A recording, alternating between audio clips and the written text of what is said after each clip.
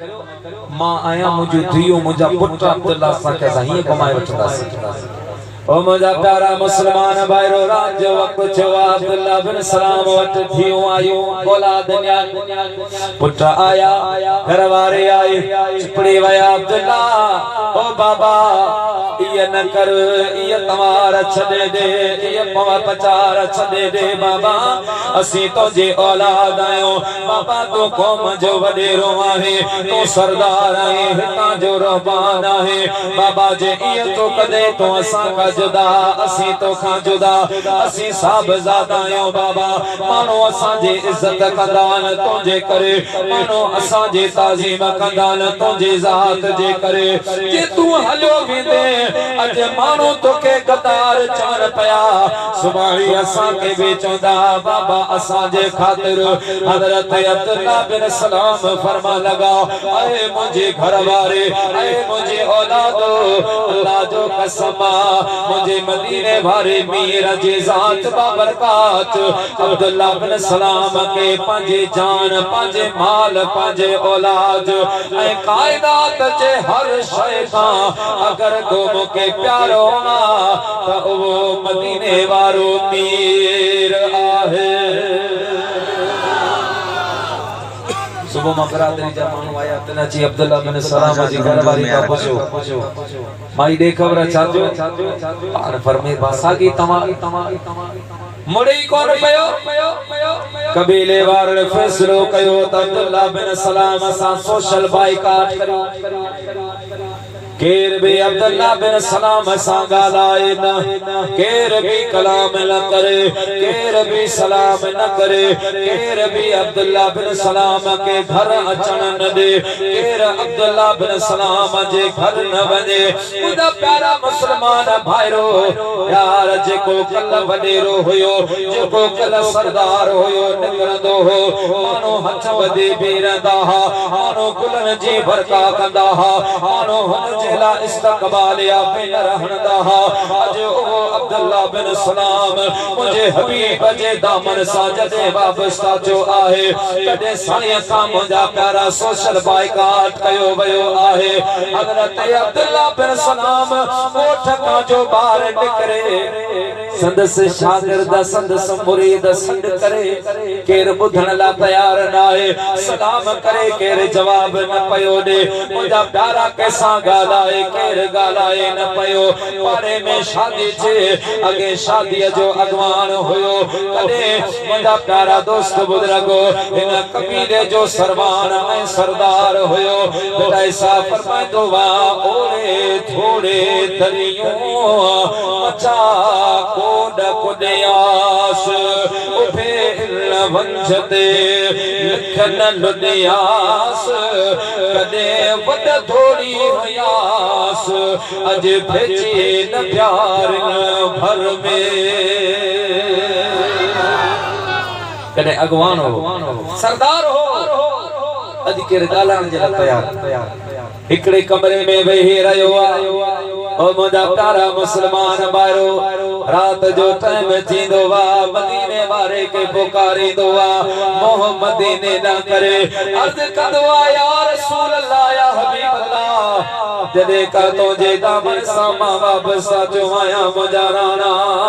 मुखा यार यारो छिनी बया मुखा दोस्त दोस्तों छिनी बया मुखा बरादरी वारन बाइकाट करे छड़ियो हबीब न को शादी में ता घुराइन न को गमी में ता घुराइन ऐ मदीने वारा मीरा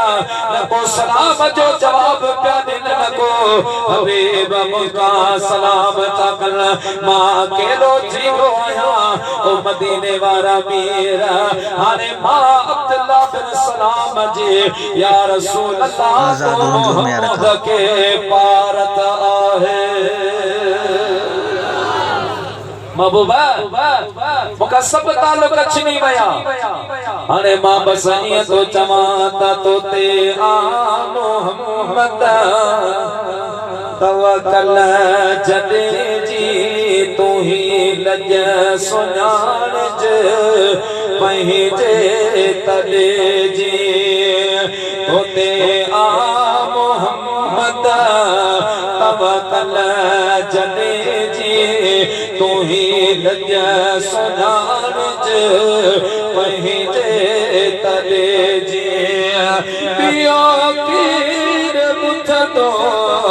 दर दर जोदा हुआ अवामी नबी साईं मुंहिंजो निगाह हुआ तोरे नदर दी कश्ती बुने जी तू ही लज सुनान पंहिंजे तले जी पुकारे तो मुझे महबूब ख्वाब में फरमाया तो अब्दुल्ला मक्के पाक खली मक्के पाक पोतो मुझे हबीब या बाकर पातो वा फरमाया अब्दुल्ला जिंदगी क्यों भी गुजरे अगे सरदार होए अगे वडेरो होए मां तो के तेरी बुधायो मजा प्यारा दोस्तो हबीब अल करीम के अर्ज कया सोना जदे का तो सा वापस तगे छिया मुखा यार यार छनी वया तो का दोस्त छनी वया तो का बरादरी वारा भाई का हाथ करे वया या गाल करे अब्दुल्ला बिन सलाम रोई बैठो मुझे हबीब तसल्ली दिया अना अब्दुल्ला बिन सलाम मदीने वाले मीर जो मुकालमो हली रयो जिब्रील अमीन ही आयत खणी आयो इन्नमा वलियुकुमुल्लाहु व रसूलुहु वल्लज़ीना आमनू अरे मुझा प्यारा महबूबा तो अब्दुल्ला बिन सलाम के ये तसल्ली दे अब्दुल्ला तो सांपरा दरीवार बैकात कयो परवाह न कर तो का यार यारी छनी वया परवाह न कर तो का दोस्ते छनी वया परवाह न कर अब्दुल्ला बिन सलाम तो मदीने वाले मीर जे बेड़े में सवार छोवा अज का बाद अल्लाह भी तो जो मददगारा रसूल भी तो जो मददगारा मोमिन भी तो जा मददगारा है दोस्तों अल्लाह अकबर या रसूल अल्लाह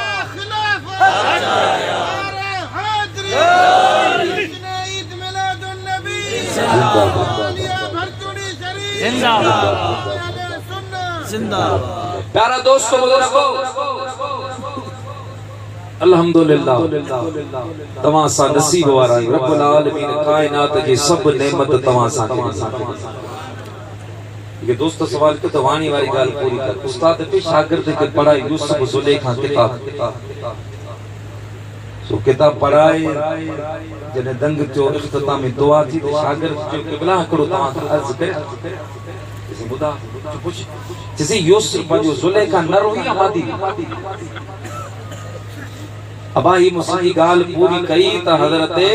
मखतूम साहब के वाणी के बारे में फतवा दी से जियाउद्दीन इख्तिलाफ कयो मदीने जे साईं फरमाए तो मोहम्मद हाशिम सही है उन जी फतवा ते अमल कयो उन वाणी जो सिर कलम कयो प्यारा मुसलमान भाईरो तमा सा खुश नसीब आयो अल्लाह पाक नबी दिनो आ त नबी जो सरदार दिनो जे पीर दिनो आए त पीरन जो पीर असा निधन का ना पर जरूरत इन गाल जी आ त असा उन जे महबूब दुनिया में छो आया अचन जो मकसद छा महबूब इने जला कोन आया त असा जलसा करियो जुलूस करूं असा रैलियो करूं नारा हणो आमद मुस्तफा जो मकसद इयो ना महबूब पाक अलैहिस्सलातु वस्सलाम जने आया त इंसानियत किथे हुई रब तो फरमाए व कुंतुम अला शफा हुफरतुम मिनन नार तवी जहन्नम जे किनारे ते बीठा वा शिरक करे बिदतू करे अल्लाह जो नाफरमानी करे अमा के धक्के देण जी देर हुई मदीने जो मीर आयो उन अमा के जहन्नम मा कटी जन्नत में पहुंचाए सुभान अल्लाह दोस्तों अफसोस यो थींदो आ असा जा दुश्मन भी तानो दीता तो यार तमा जा सुन्नी जे के मिलाद करने वाला बड़ा नारा हनन जे की जो गुलामी रसूल में मौत भी कबूल है न वो जो इश्क मुस्तफा जिंदगी फजूल ये पढ़दा नमाज भी कोन असा में अमल जी कमी है खुदा राजे तो नबी जो गुलाम है यार नबी जो गुलाम कोई बेनमाजी नबी जो गुलाम बेनमाजी नबी जो गुलाम को महबूब जी शरीयत का परे हो जिकरे गुलाम तो हकीकी गुलाम थियण चाहे तो अल्लाह तो के तौफीक नसीब करे त पाजो होलियो एड़ो कर जो दुश्मन भी तो के से चवे सुभान अल्लाह दुश्मन भी तो के से चवे सुभान अल्लाह। दोस्तों नमाज इस्लाम जो अहम रुकना मदीने जो साईं फरमाए जे वट नमाज ना है कयामत दी मुजी जमात में कोन बेनमाजी के मरण वक्त ईमान नसीब कोन थींदो आ। नमाज हुजे पो मदीने जो पीर वेठो आ फरमायो शफाअती ले अहल कबाइर वल उम्मती मुझी उम्मत में जेके खतरनाक और गुनाहगार होंदा उन्हनि जी शफाअत मां मोहम्मद तुझी निस्बत मजबूत आ तुझी निस्बत मजबूत आ तू पंजो पान के पान पियो विञाए तू पंज वक्त जो नमाज़ी थी अल्लाह जे महबूब सां प्यार कर अदा रब नवाज साहब जो हुक्म बिया गाल भी ज़हन ते अची विया मौजू जे मुताबिक बिया पंज वक्त जो नमाज़ी थी महबूबन करीमन सा मोहब्बत कर इश्क कर और रोजानो रात जो मदीने पाक दा मोह करे साईं के हिकड़ी सदा कंदो वो केड़ी चंदो करता तुझे हुंदे मां केड़ो जांच ते मिट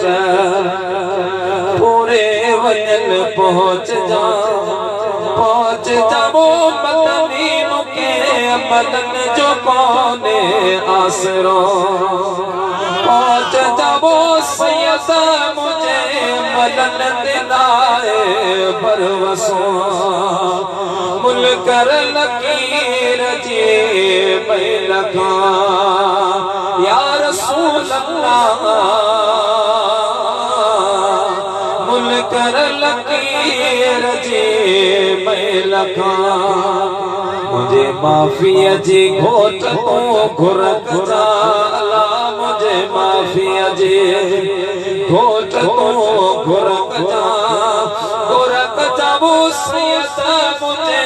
मदन दिलाए परवसो पहुंच जाबो मदनी मुके अमलन जो कोने आसरो जने पुछाणो थी वने या रसूल अल्लाह जने पुछाणो थी वने उते कलाक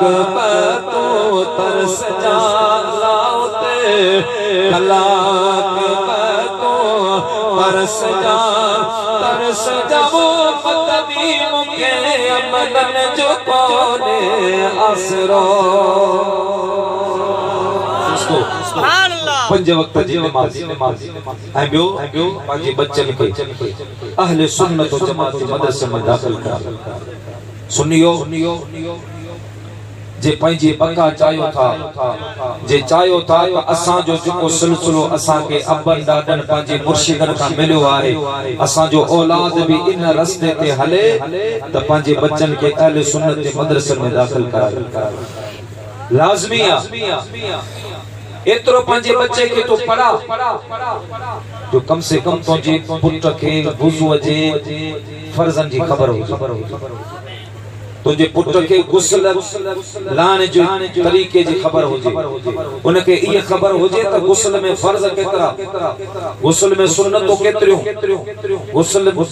कदे वाजिब थींदो कदे फर्ज थींदो ये लाज़मी चीजूं आहिन एतरो पांचे बच्चे के दीन जी तालीम जरूर दे मुसलमान जो तू मरी तुझी ओघड़ तुझो जिस्म धारियो मौलवी न दिसे तो के गुस्ल तुझो पुट पान छो मरण का बाद केड़ी खबर तुझे मुझे जिस्म की केड़ी पोजीशन हो केड़ी हालत होंदी कई मानो बीमार होंदा एक्सीडेंट होंदा जख्म थंदे पुठी जगह सजी उनकी जख्मी थी वेंदी एकड़ी जगह ते पिया अंदर उते उन जो सब कुछ सिस्टम थींदो बदबू थी वेंदी गंदगी थी वेंदी उन जा सगी औलाद असा के चोंदे असि इलाज काफी कराए से फायदो कोन तो थी बस दुआ करो बाबू एकड़े पासे उन जे कमरे में मानो दाखिल को जे अंदर इतनी बदबू होती है धारियो मौलवी उन जे गंदगी में हथ विच कौन विच तो असि पान गुस्ल दींदा आहियूं जे मंजे सजो जे मंजे उन जो औलाद कोन थी हथ विजे धारियो मौलवी कौन विजंदो काली पानी हारे फर्ज न करियो मां आया मुझो धियो मुझा पुट अब्दुल्ला